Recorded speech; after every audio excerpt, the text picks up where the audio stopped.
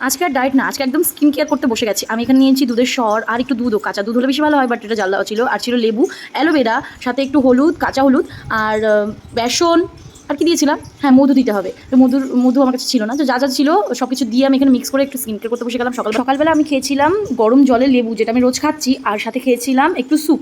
তো এটা খেয়ে নিয়েছিলাম। আর দুপুরে লাঞ্চে ছিল আমার শাক, বেশি করে শাক রান্না করতে বলেছিলাম। আর ছিল ডিম, যেটা নাকি ওয়েট লস করতে সাহায্য করে। পটল ভাজাটা আমার মানে না নিলেই বেশি ভালো হতো আই থিঙ্ক, তাও নিয়ে নিয়েছিলাম। আর খিদে না বেশি পাই, কম খেতে হবে এটা ভেবে ভেবে। যাই হোক, আমি ব্লগ দেখছিলাম, টুকু এখানে ঘুমিয়ে আছে, তারপরে আমি ভাত খেতে বসেছিলাম। সন্ধ্যাবেলায় আমরা খেয়েছিলাম ছোলা ছোলা সবাই মিলে খেয়েছিলাম। আর সারাদিন এত পরিমাণে জল খাই বলার বাইরে, আর এত ওষুধ খাচ্ছি বলে না বমি ভাই, একদম বাজে লাগে জল খেতে, তাও খেতে হবে তাই খাই। আর ওয়েট লস করার জন্য জলটা নাকি খুব ভালো। যাই হোক, ম্যাঙ্গো খাচ্ছি। ম্যাঙ্গো আমি খুব একটা খাই না, তাও ফল এগুলো খেলে ভালো হবে, তাই আমি ফলটা খাচ্ছি। বাট ম্যাঙ্গোর টেস্টটা একদম ভালো ছিল না। রাত্রে আমি ডিনার নিয়ে বসে গেছি।